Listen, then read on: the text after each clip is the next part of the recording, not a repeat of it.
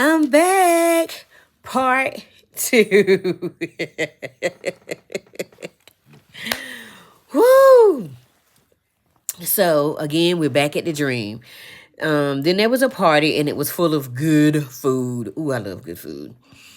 I chose not to eat anything because I know in a dream you're not supposed to eat anything. But all that was there was full, everything that was there was like full of gluttony and debauchery. So they was eating and getting wasted. I chose to walk outside to the beautiful backyard garden. And then I went back in. And they tried to give me some of my favorite food, and I said no again. Then I saw someone eating nuts, and they started choking. I went to help them, and as soon as I tried to help them, I heard the word pain. Oh, okay. This is a word that was said a lot on Twilight, with the vampires. One of the young girls, she was with the Volturi, and she would say pain. And as soon as she said it, the person that went from choking, I started choking on the nut. But I didn't eat anything in the dream. I started choking, but I wasn't eating. I was looking for water, but they pulled the water towards them, and they were laughing. The only thing I could do was think, Jesus, Jesus, Jesus. And I kept saying, Archangel Michael, help me. I need you in my head. That's all I could do. And all of a sudden, my throat was clear. I coughed up all the nuts, and then I woke up, and my throat was sore. So it was as if the dream was so real that when I woke up, my throat was sore. I was like, wait a minute. I ain't never had nothing like that before. I drank some water and did my confessions and my affirmations, and then I celebrated because I was like, look, you here. I went to the restroom and went back to sleep, okay, because it was early in the morning.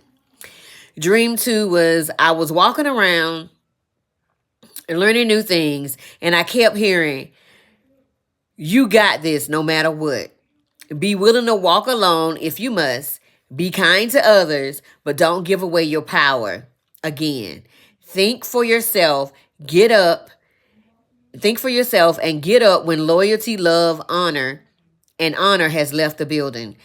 Be willing to do the hard work and walk the toughest paths. When others speak of it, you will live it. Fear keeps people from stepping out of the comfort zone and to go to the highest pinnacle. It is easy to stay on the ground instead of taking risk to learn and grow. When you confront your inner fear and not cover it with money or people, you will never fail or quit when things get hard. Push through the toughest seasons to be your best self. It's okay to cry, feel pain, and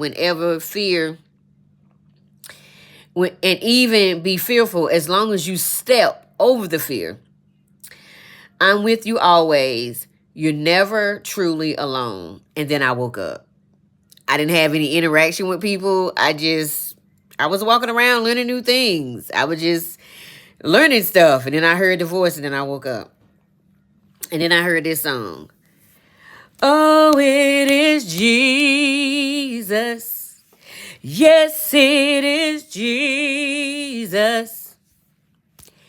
It's Jesus in my soul,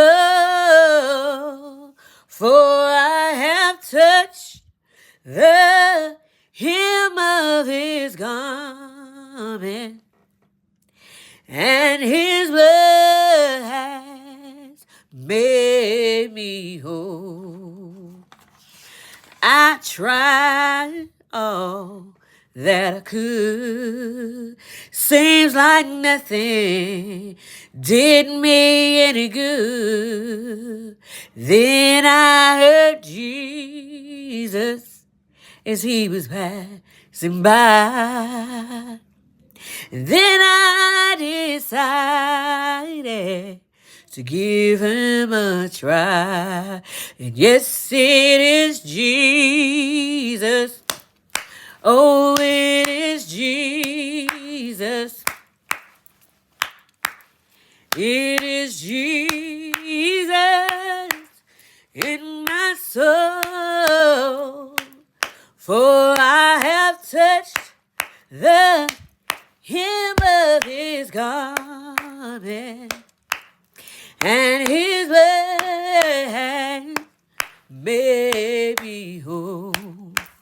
Ooh, that song do something to me every time. I got chills now. That song do something to me. I told you I love the songs of my ancestors. It does something to me. It gets me closer to them, and it changes my life, and it rearranges the DNA, and it just, ooh, man.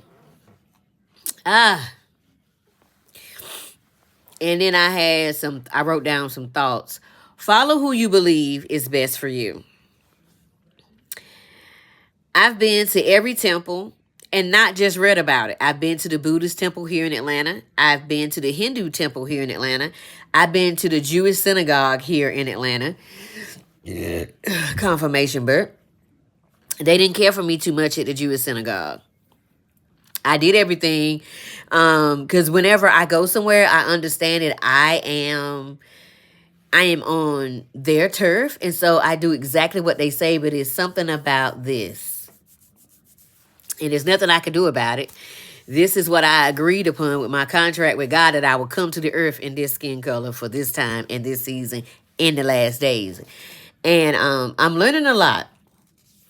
And it's funny how they didn't take to me and treated me kind of dirty, because I'm like, we had the same history.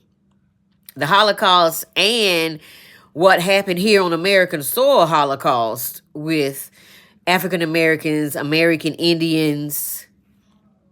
Need we go there? It was quite ugly. So we've had the same past, so I don't understand, But if you get a chance to assimilate, I guess the assimilation that you're taking allows you to look down at disdain with me when that whole situation that happened in Germany happened here on American soil, right? I haven't been to the Muslim mosque here. I went to one and I didn't feel too welcome. So I was like, it's okay. I'll just watch it online. Although I love to hear Minister Farrakhan talk, because what he says is the truth is the truth. And you can't deny the truth. I don't care who giving the truth. The truth is the truth. And it may hurt, but you know what? When the truth hit, it always it sets you free. That's what the words say. So while overseas, when I was in the military, I always respected every building, no matter what, because of how I grew up, right? It was my job.